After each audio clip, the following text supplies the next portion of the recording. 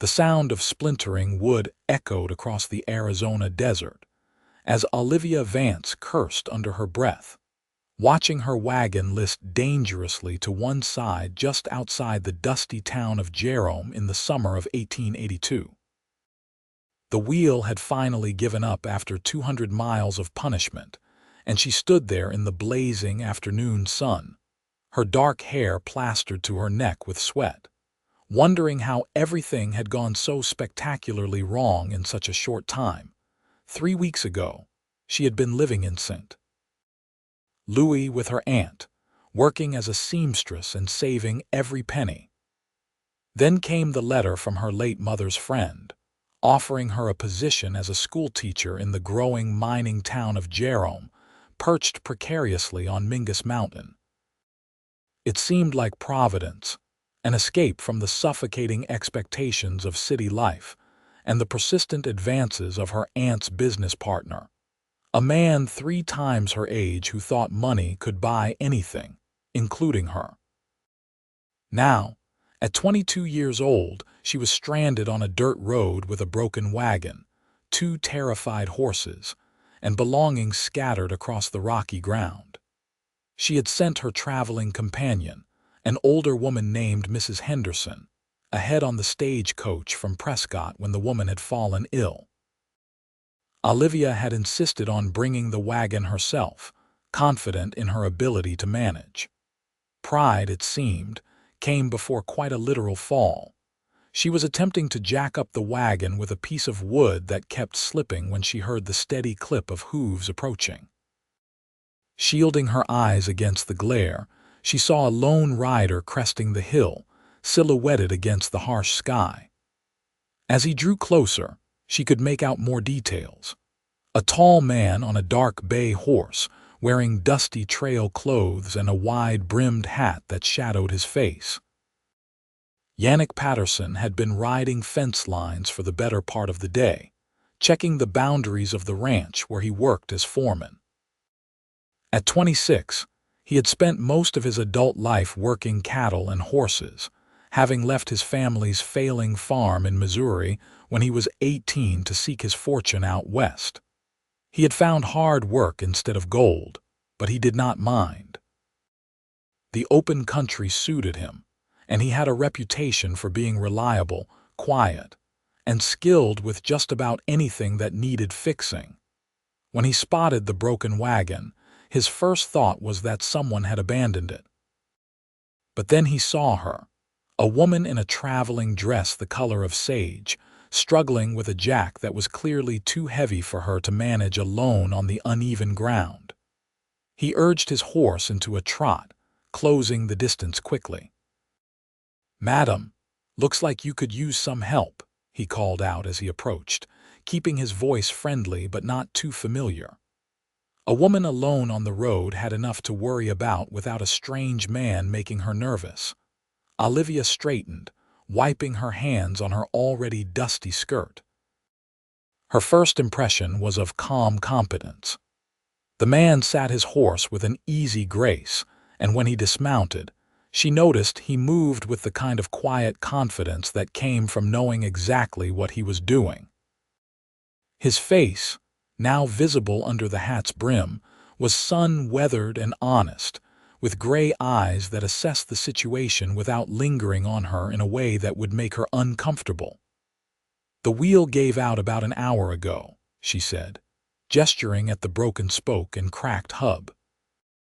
"I've been trying to get it jacked up, but the ground keeps giving way." Yannick knelt beside the wagon, running his hands over the damaged wheel with a practiced eye. "This spoke is split clean through, and the hub has a crack running through it. Even if we got it back on, it would not make it another mile." He stood, dusting off his hands. "You heading into Jerome?" "I am. I have a teaching position starting next week." He nodded, looking between her and the wagon loaded with trunks and boxes. "My name is Yannick Patterson. I work at the Double P Ranch about 5 miles north of town. If you will trust me, I can get your wagon to the blacksmith and wheelwright in Jerome. He can fix this properly, but it will take a few days." "Olivia Vance," she replied, relief flooding through her. "I would be grateful for any help." "I am afraid I underestimated the journey." "Most people do," he said without judgment. "The Arizona territory is not forgiving to wagons or people. Wait here a moment." He rode back the way he had come, and Olivia wondered if she had made a mistake trusting a stranger. But 15 minutes later, he returned with a sturdy mule and some rope. Working quickly and efficiently, he managed to rig a temporary support that would keep the wagon from collapsing completely, then hitched the mule alongside her horses. "This will get us to town slowly," he explained, "but we need to take it easy. I will ride alongside and make sure nothing shifts. Can you handle the reins?" "I can," she assured him, climbing up onto the seat. The journey into Jerome took 3 hours instead of the usual one, with Yannick stopping frequently to check the rigging and adjust the temporary support. As they traveled, Olivia found herself watching him. He worked with an economy of motion, never wasting energy or time, his hands quick and sure. When he caught her looking once, she quickly turned away, feeling heat rise to her cheeks that had nothing to do with the desert sun. Jerome clung to the side of Mingus Mountain like a determined barnacle, a chaotic sprawl of buildings stacked on steep streets. The town had exploded in recent years due to rich copper deposits, and the population swelled with miners, merchants, and everyone looking to profit from the boom. It was loud, dusty, and completely alive with energy. Yannick guided them through the main street to a large workshop at the edge of town, where a weathered sign proclaimed Hanson's Blacksmith and Wheelwright. A barrel-chested man with arms like tree trunks looked up from his anvil as they approached. "Yannick," the man called out, his accent carrying hints of Scandinavia. "What have you brought me?" "Broken wagon, Gustav. This is Miss Vance, new schoolteacher. Think you can fix her up?" Gustav walked around the wagon, his experienced eye taking in every detail. 3 days, maybe 4. Need to replace the hub completely and fit new spokes. It will not be cheap. Olivia climbed down from the wagon, her legs shaky after the tense journey. "How much?" $15 for parts and labor. She tried not to show her dismay. That was nearly a quarter of her savings, but she had no choice. "When can you start?" "Tomorrow morning. I have another job to finish first." Yannick had been unhitching the horses and mule quietly, but he looked up at Gustav. "Can you give her your best price, Gustav? She is new to town and starting a teaching position." The blacksmith studied Olivia for a moment, then nodded. $12, but that is as low as I can go and still make anything on the job." "Thank you," Olivia said sincerely. "I will need to arrange somewhere to stay until it is finished." "Can you recommend a respectable boarding house?" "Mrs. Chen runs a clean place on 2nd Street, Gustav offered. "Tell her I sent you." Yannick had finished with the horses and handed her the leads. "I will help you get your things over there and stable these horses. The livery is just down the street." As they walked through town, Olivia leading one horse while Yannick led the other, she became acutely aware of the stares they attracted. A single woman with a strange man in a mining town would naturally draw attention, and not all of it was innocent curiosity. She held her head high, refusing to be cowed. "Thank you for your help, Mr. Patterson," she said formally as they reached the boarding house. "I do not know what I would have done if you had not come along." "Yannick is fine," he said, lifting her 2 heaviest trunks from the wagon like they weighed nothing. "And you would have figured something out. You seem resourceful." Mrs.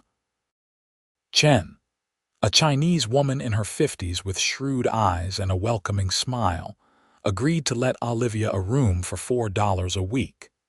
It was more than Olivia had hoped to spend, but the room was clean and had a window that actually opened, letting in what little breeze existed at this elevation.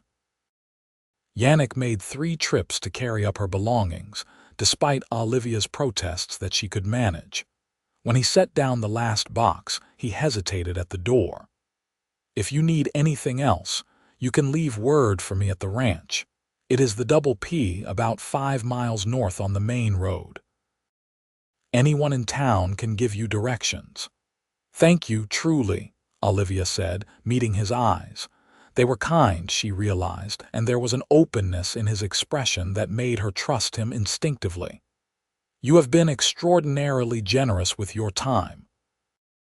"Welcome to Jerome, Miss Vance," he said, touching the brim of his hat before leaving. After he was gone, Olivia sat on the narrow bed and let out a long breath. She was here. She had made it. The journey had been harder than she anticipated, but she had arrived, and tomorrow she would begin making a life for herself in this wild, impossible town. The next 3 days passed in a blur of activity. Olivia spent her time preparing for the school term, meeting with the town council members who had hired her, and exploring Jerome's steep streets. The town was unlike anything she had experienced in St. Louis. Here, Chinese merchants sold goods next to Mexican cantinas, and miners from a dozen different countries crowded the saloons. It was rough and unpolished, but there was an honesty to it that appealed to her. She found herself thinking about Yannick more than she expected.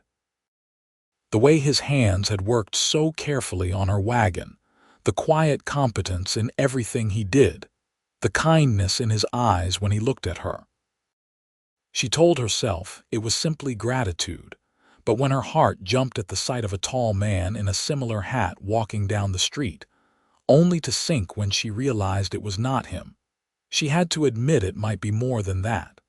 On the 4th day, Gustave sent word that her wagon was ready. Olivia walked to his workshop in the early morning coolness, eager to see the repair and continue settling into town.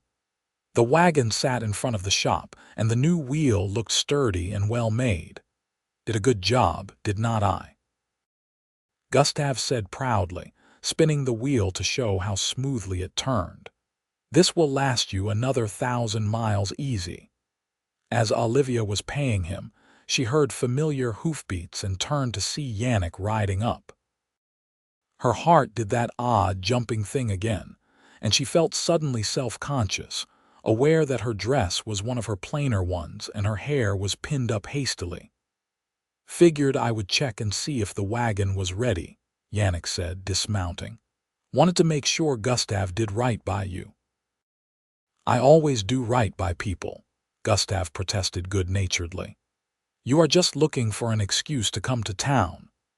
Yannick's ears went slightly red, but he ignored the comment and walked around the wagon, checking the repair with the same careful attention he had given everything else.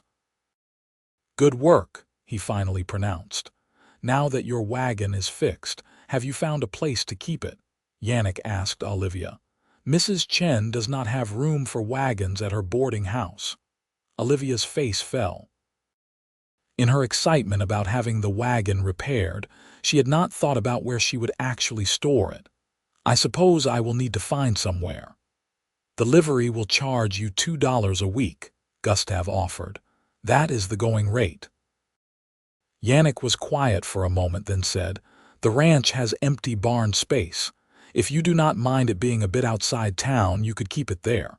No charge, we have got plenty of room."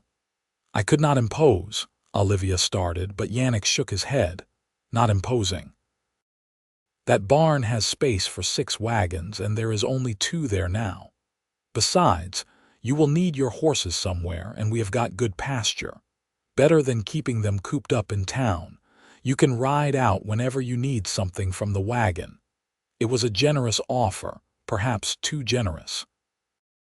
But when Olivia looked at his honest face, she saw no ulterior motive, just a man trying to help. "If you are certain it would not be an inconvenience, I would be grateful."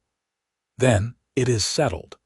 I can drive the wagon out today if you want to come along and see where it will be. That way, you will know the route when you need to visit." Olivia agreed, and after making arrangements with Mrs. Chen, she found herself sitting beside Yannick on the wagon seat as they drove north out of Jerome. The road climbed higher into the mountains, winding through scrubby vegetation and red rock formations that glowed in the midday sun. Yannick told her about the ranch as they traveled.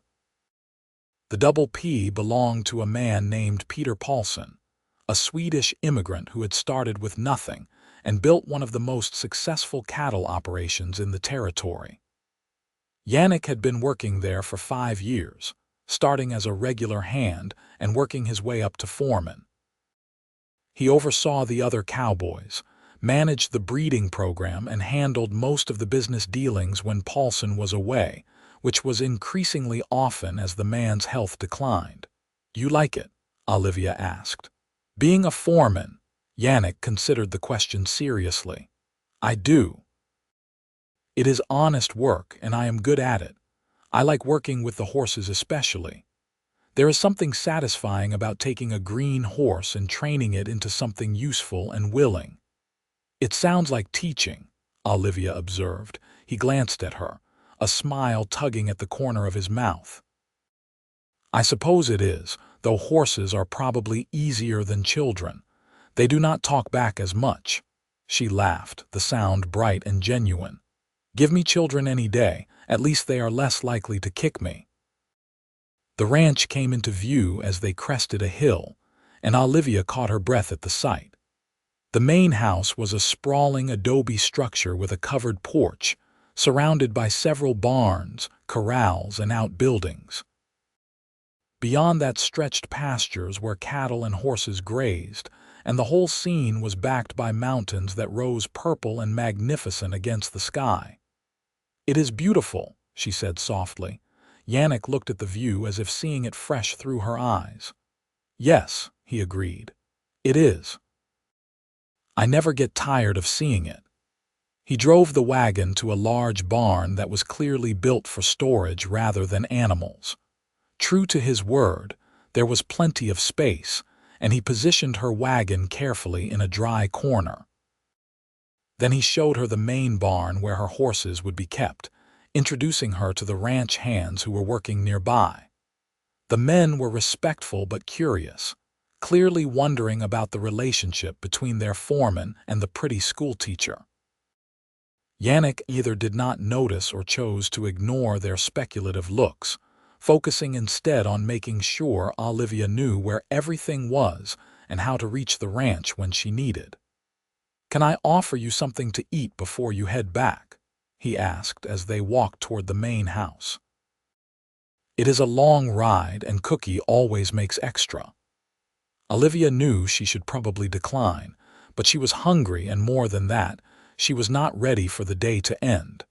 Being around Yannick felt easy and comfortable in a way that surprised her, if it would not be an imposition. The ranch's dining hall was a large room attached to the main house, with long tables that could seat 30 men. Most of the hands ate earlier or later depending on their shifts, so only a few were scattered around when Yannick led her in. Cookie, a grizzled man with one eye and a spectacular mustache, served them plates of beef stew and fresh bread without comment, though his remaining eye twinkled knowingly. They ate in comfortable silence for a few minutes before Olivia asked, "How did you end up in Arizona? You mentioned you are from Missouri." Yannick set down his spoon, his expression growing distant. "My family had a farm outside Kansas City. My father was not a good farmer, unfortunately. He was a good man, but he did not understand the land or the animals. We were always one bad season away from losing everything. When I was 18, we had 2 bad seasons in a row. My father sold the farm and moved the family to St. Louis to work in a factory. But you did not go with them. I went for about 6 months. Worked in that factory and hated every minute of it. Being inside all day, breathing that air, never seeing the sky. I saved every penny and eventually bought a train ticket as far west as my money would take me. Ended up in Tucson and worked my way north, taking jobs on ranches and learning everything I could. When I got here and met Mr. Paulson, I knew I had found the right place. There was a finality to his words, a sense that he had found where he belonged. Olivia understood that feeling. I left St. Louis to escape expectations, she admitted. My aunt wanted me to marry her business partner, a man named Frederick Winters.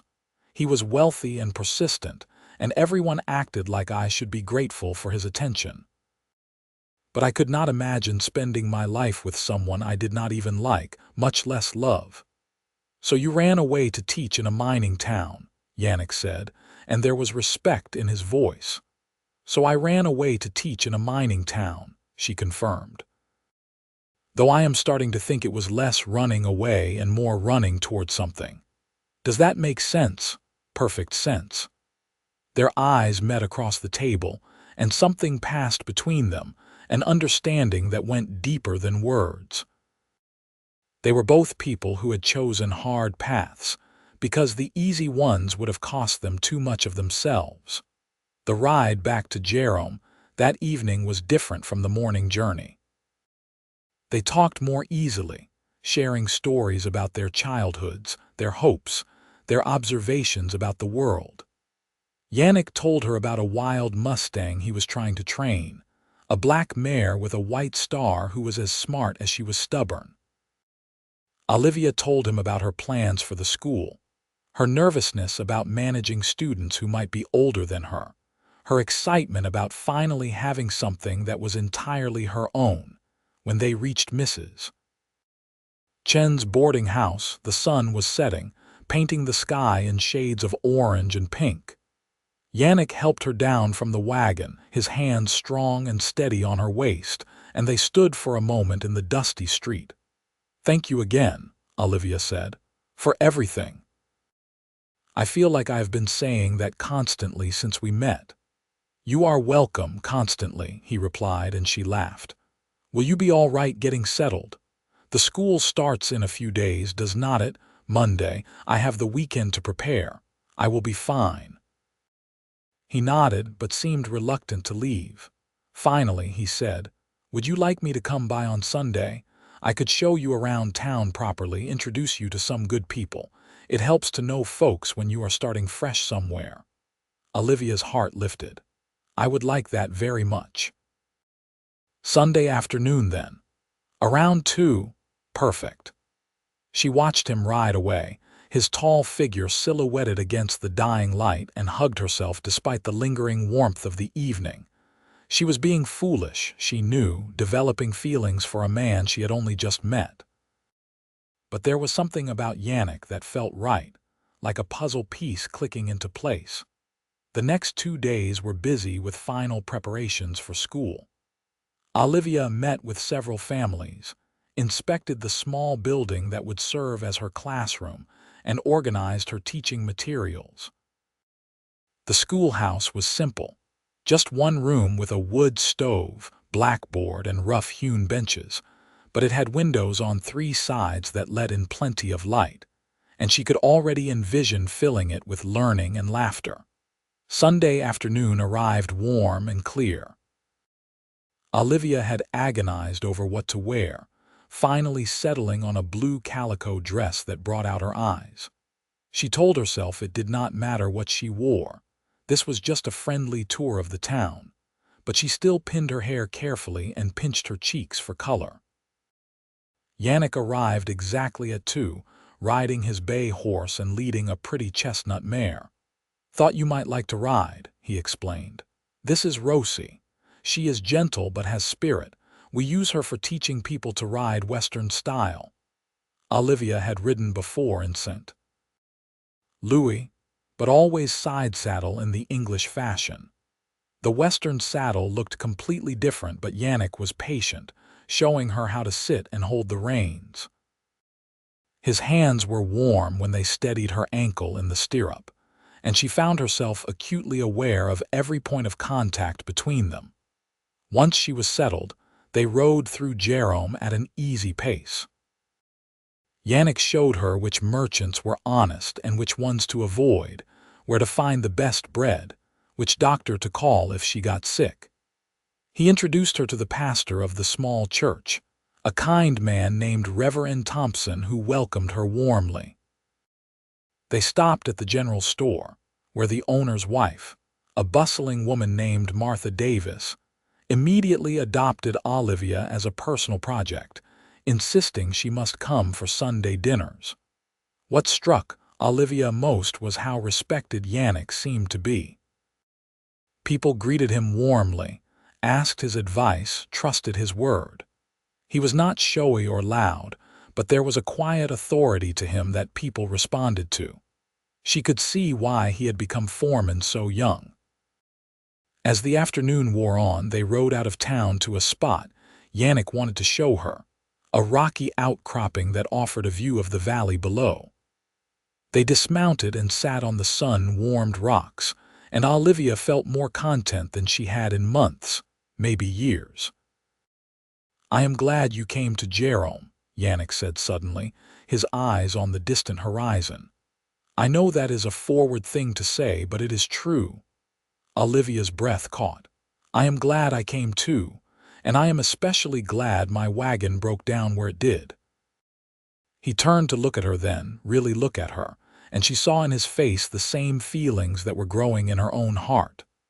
Slowly, giving her time to pull away if she wanted, he reached out and took her hand. His palm was calloused from years of ranch work, but his touch was gentle. "I do not do this," he said quietly. "Get interested in women, I mean. I have been focused on work, on building something for myself.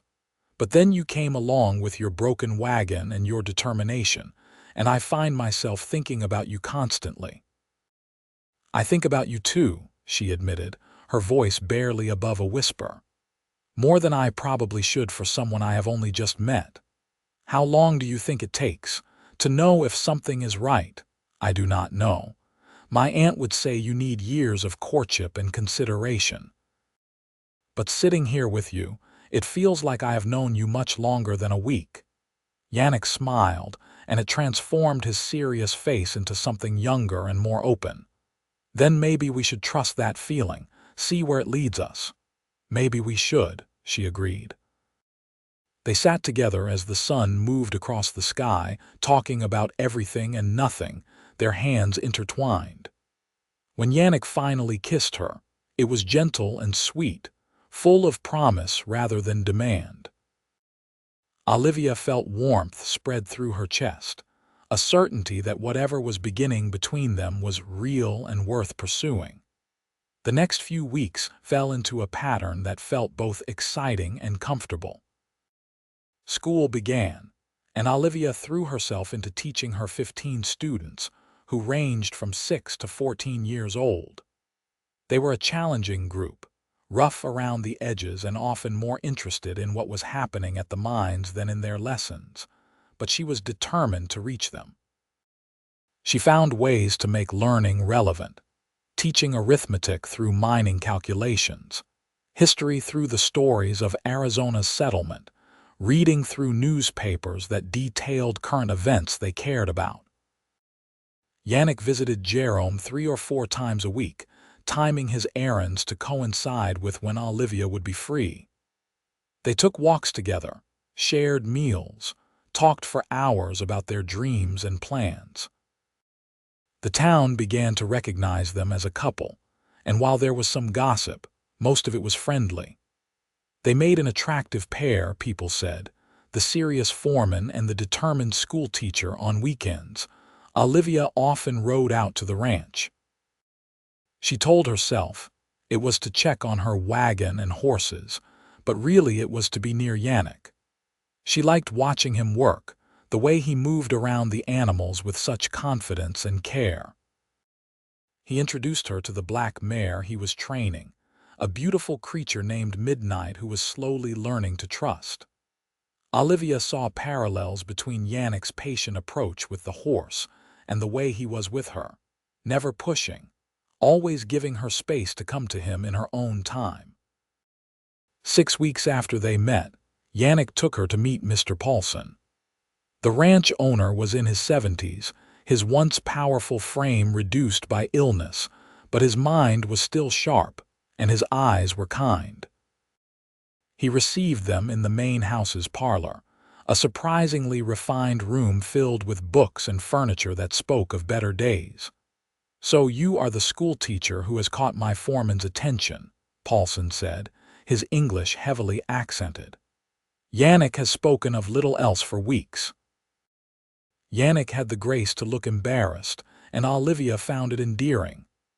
"I hope he has been keeping up with his work despite the distraction," she said lightly. Paulson laughed, which turned into a cough. "When he recovered," he said, "he works harder than ever, probably to justify all this riding into town. But I am pleased. Yannick has devoted himself to this ranch, but a man needs more than work. He needs family connection. I have been telling him this for years." They stayed for dinner, and Olivia found herself genuinely enjoying the old man's company.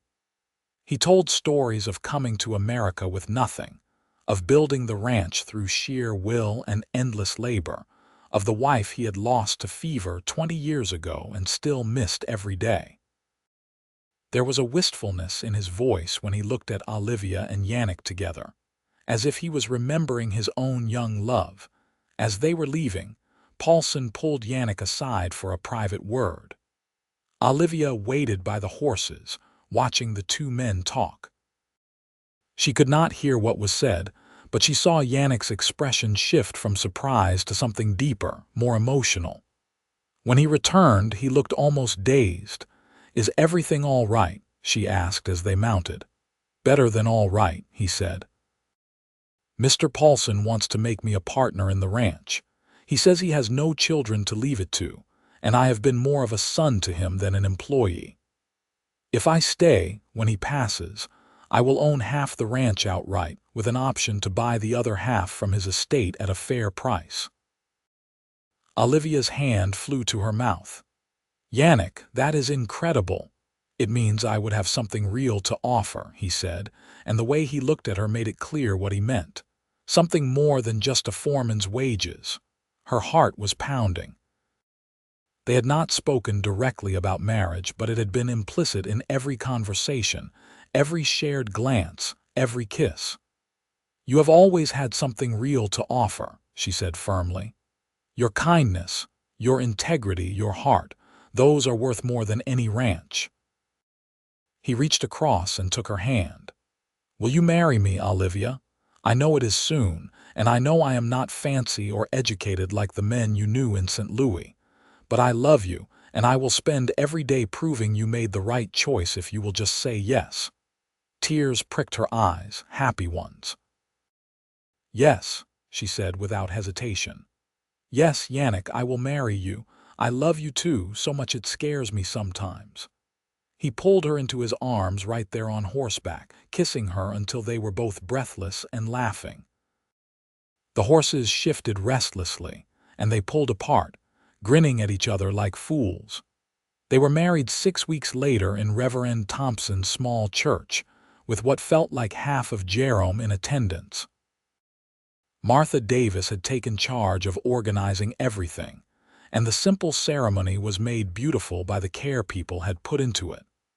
Wildflowers filled the church.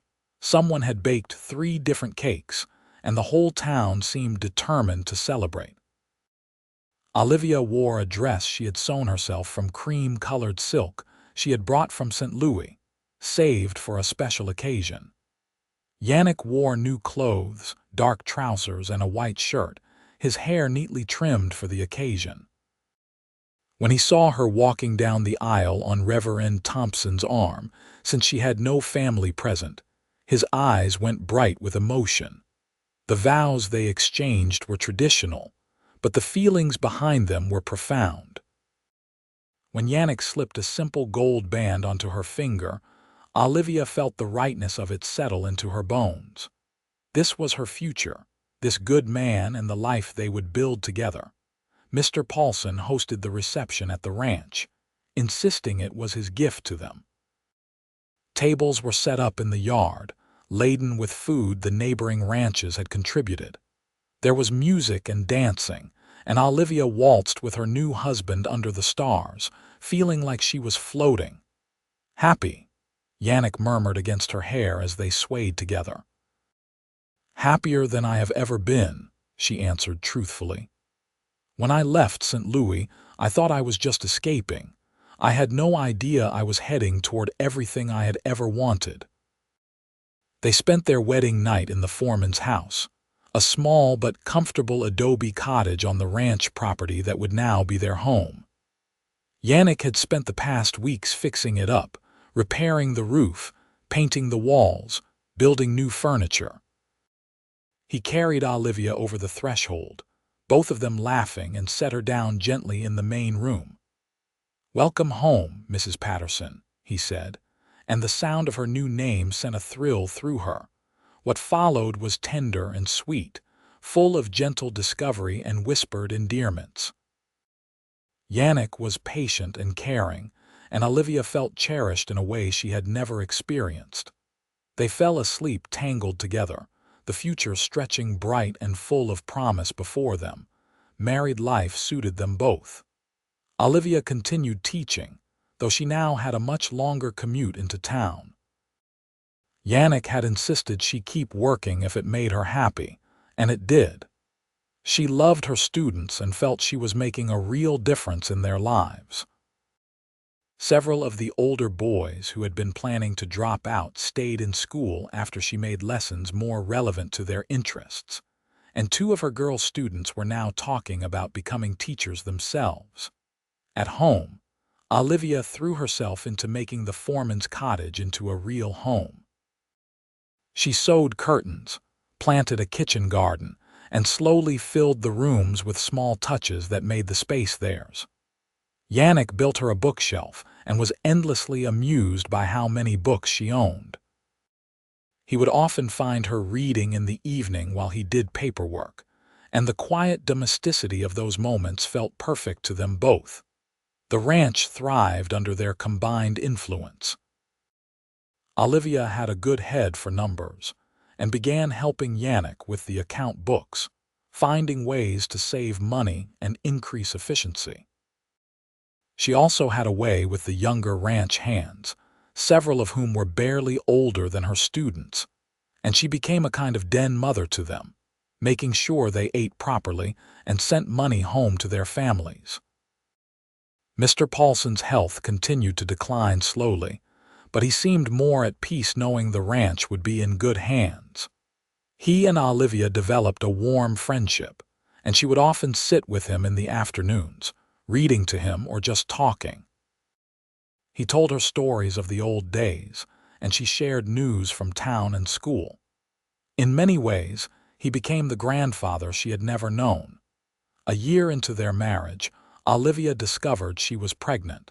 She had suspected for a few weeks but waited until she was sure before telling Yannick. She chose to tell him on their anniversary, presenting him with a tiny pair of booties she had knitted. It took him a moment to understand, and then his face transformed with joy. He picked her up and spun her around, both of them laughing and crying at the same time.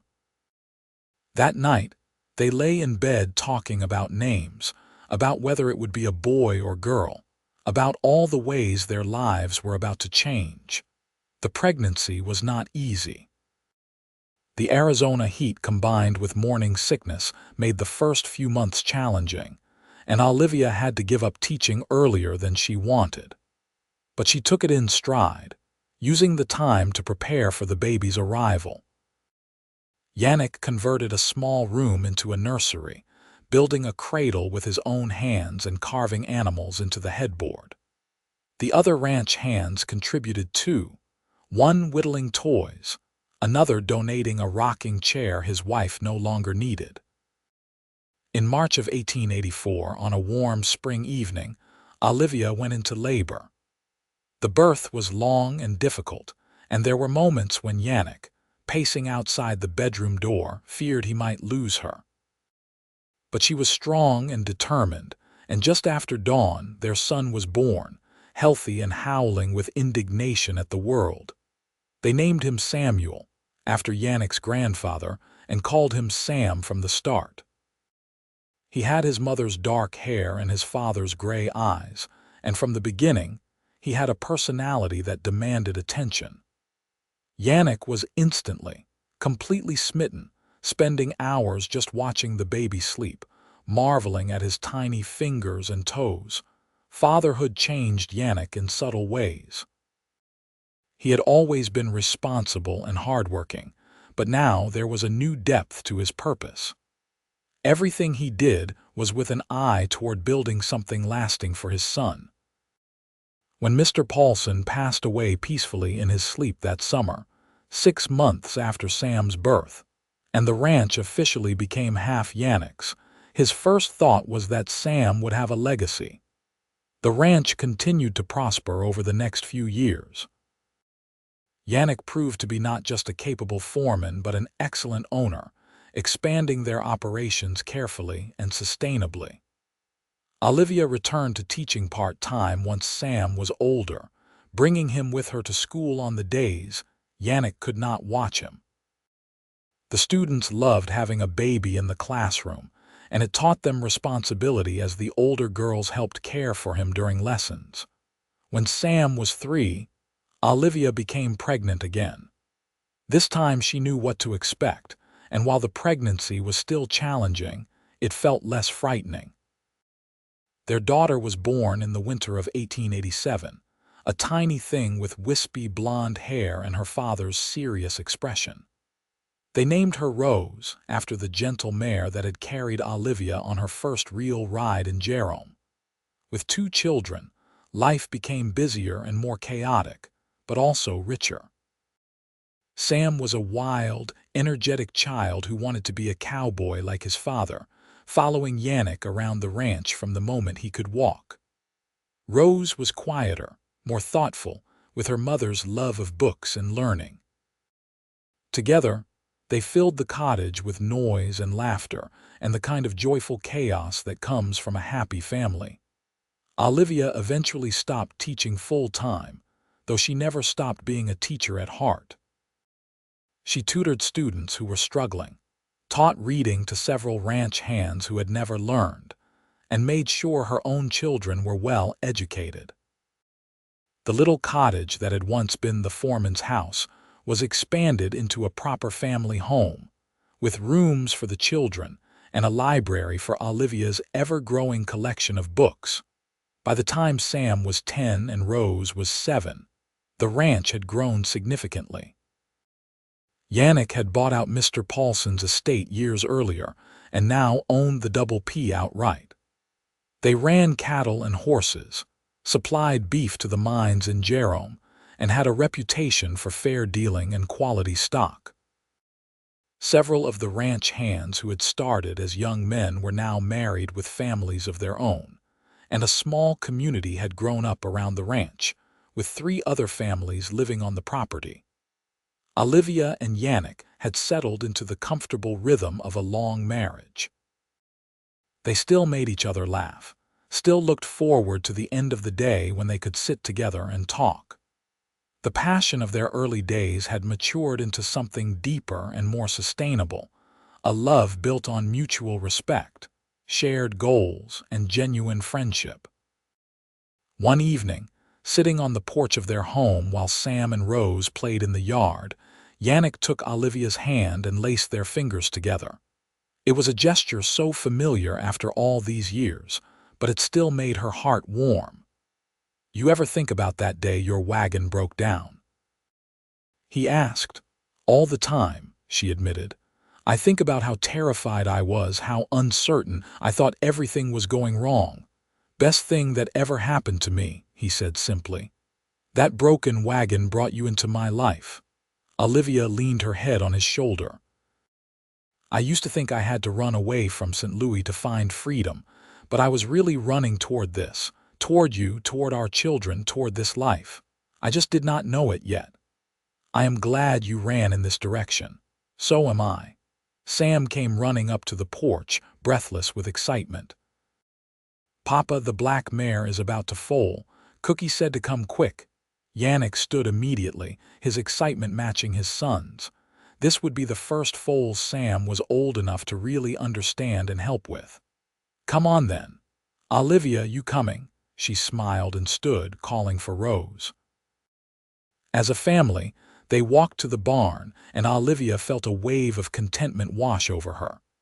This was her life now, so different from what she had imagined growing up in St. Louis. There were no fancy balls or society dinners, no opera houses or grand estates. Instead, there were horses being born in barns, children with dusty feet and sun-bronzed skin, a man whose hands were rough from honest work and whose heart was entirely hers. The mare labored for hours, and the whole family stayed to watch. Yannick explained the process to the children in gentle terms, showing them how to be quiet and calm so as not to spook the mother. When the foal finally arrived, slick and wobbly and perfect, Rose gasped with wonder and Sam's eyes went wide. "Can we name her?" Rose asked softly. Yannick looked at Olivia, who nodded. "What do you think we should call her?" he asked their daughter. Rose thought seriously for a moment. "Hope," she said finally, "because she is new and beautiful and she is going to grow up strong." "Hope it is," Yannick agreed, ruffling her hair. "That is a good name."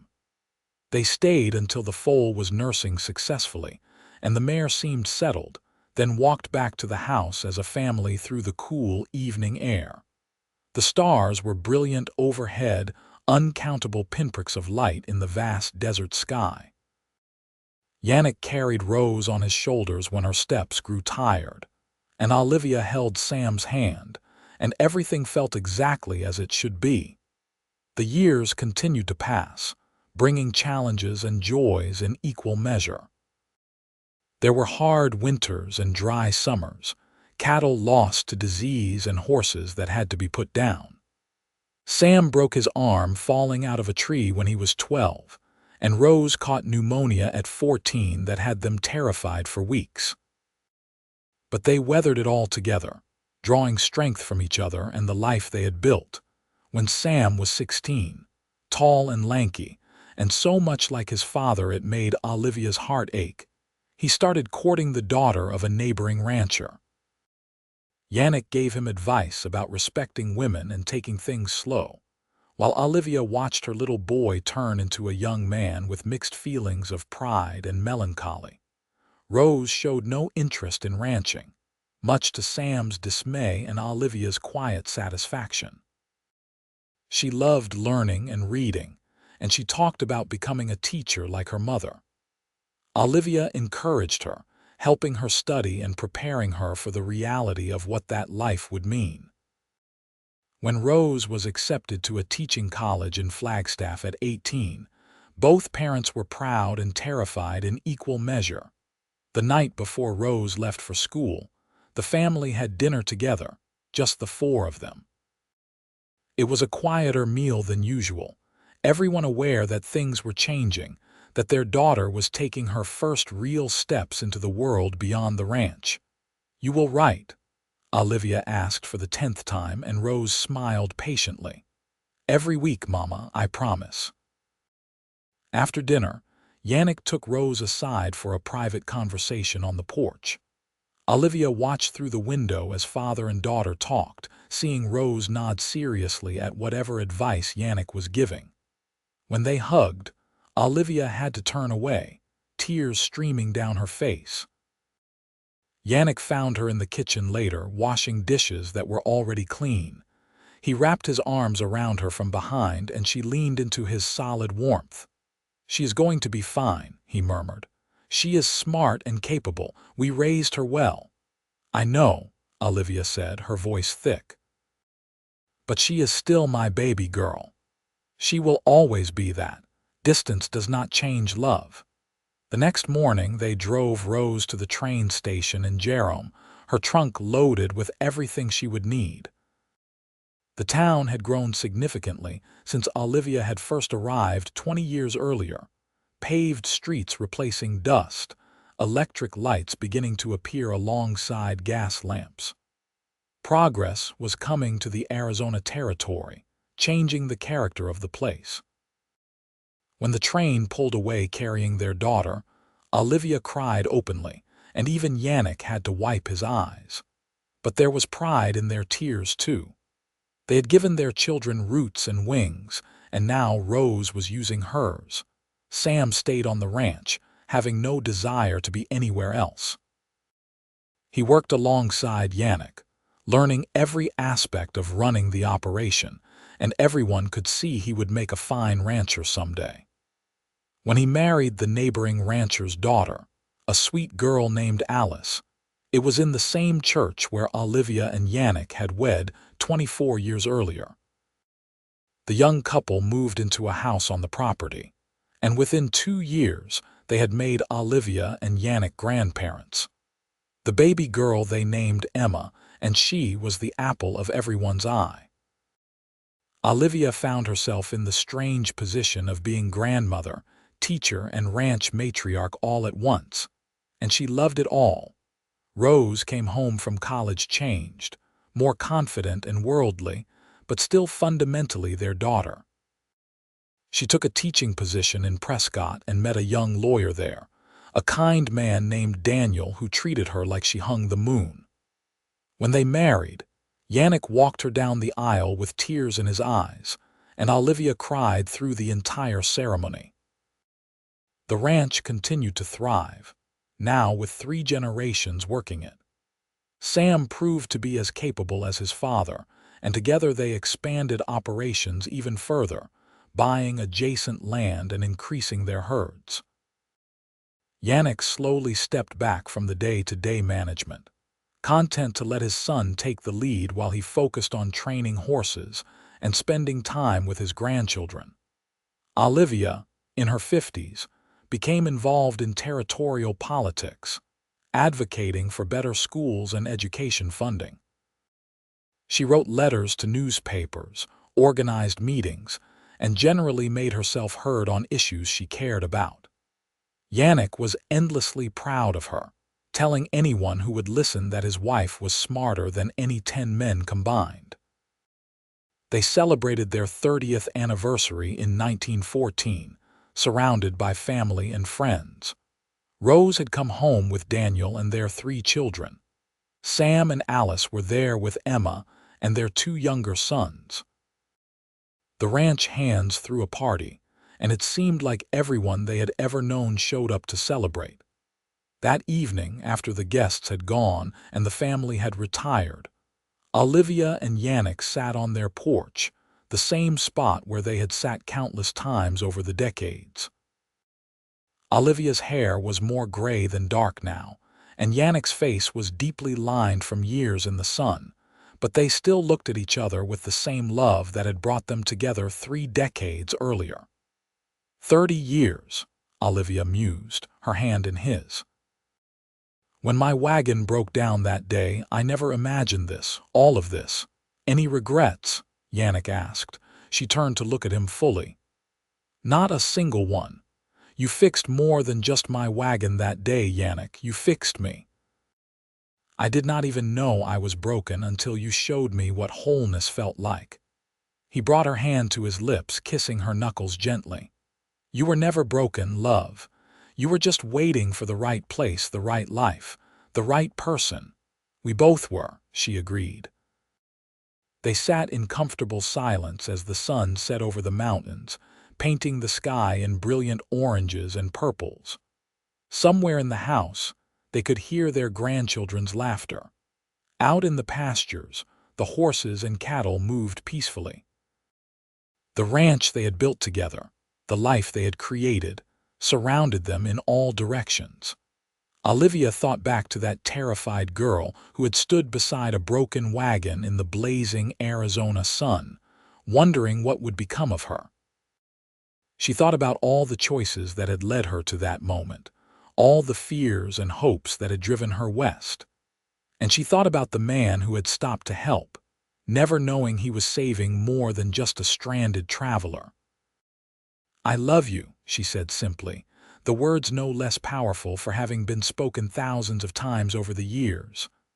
I love you too, Yannick replied, pulling her close. Always have, always will. The years that followed were gentler, slower. Yannick and Olivia became the wise elders of the family, the ones everyone came to for advice and comfort. They watched their grandchildren grow, saw Emma marry and start a family of her own, celebrated as Sam took over full ownership of the ranch and ran it with the same integrity his father had taught him. Rose's teaching career flourished, and she eventually became headmistress of a girls' school in Phoenix, making her mother fiercely proud. She and Daniel had 4 children total, all of whom knew they could spend summers at their grandparents' ranch and be spoiled rotten. When Arizona achieved statehood in 1912, Olivia had cried with joy. She had watched the territory transform over her decades there, from wild frontier to thriving state, and she felt she had been part of that transformation. She had taught hundreds of children to read and write, had helped shape the minds that would carry Arizona into the future. Yannick, for his part, had become something of a legend in ranching circles. His methods for training horses were sought after, and men came from all over the state to learn from him. He never charged for his knowledge, believing that information should be shared freely. The ranch he and Mr. Paulson had built together, and that he and Olivia had expanded, was now one of the most successful in northern Arizona, known for quality stock and honest dealing. In their 70s, they finally slowed down significantly. Yannick's knees bothered him from decades of riding, and Olivia's hands sometimes ached too much to write or sew. But they were still sharp mentally, still engaged with the world, still deeply in love with each other.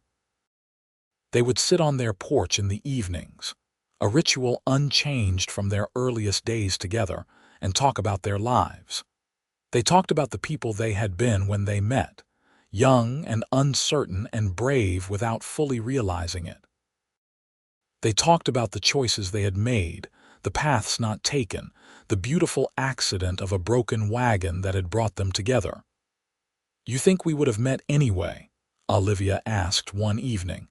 "If my wagon had not broken down, were we always meant to find each other?" Yannick considered this seriously. "I do not know about meant to be, but I am grateful for every choice, every accident, every moment that led us to each other. Whether it was fate or luck or just coincidence, I do not care. I am just glad it happened." "Me too," she said softly.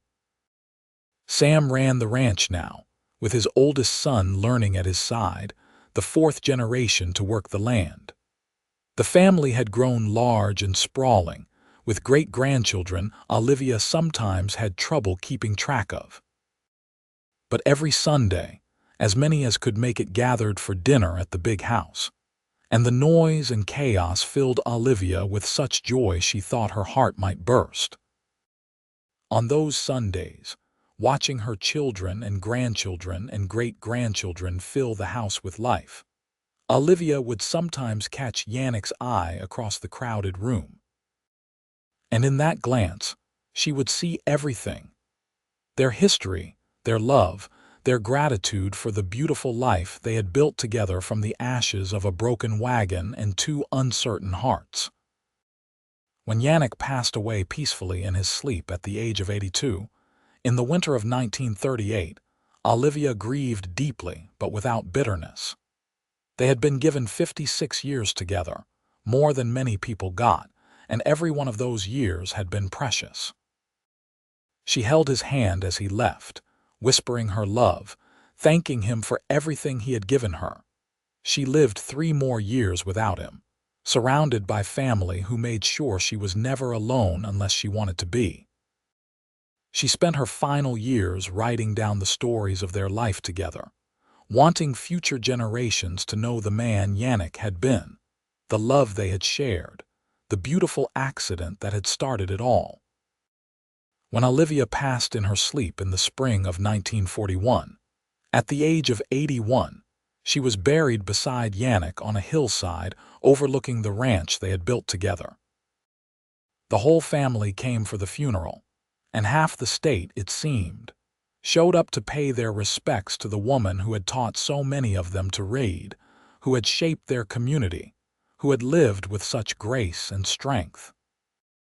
At the graveside, Rose read from her mother's writings, sharing the story of a broken wagon and a helpful cowboy, of a love that had lasted decades, of a life well lived.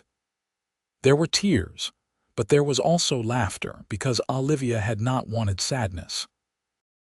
She had wanted celebration of all they had accomplished, all they had built, all the love they had shared. Sam, now in his 50s and gray-haired himself, stood with his arm around his daughter Emma, watching his own grandchildren play in the grass nearby. He thought about his parents, about the stories they had told him of their early days, about the legacy they had left behind. The ranch would continue, passed down through generations, but more than that, the values they had instilled would continue: integrity, kindness, hard work, and love. Years later, when Sam's great-granddaughter asked him about her great-great-grandmother Olivia, he took her up to the hillside where Olivia and Yannick were buried.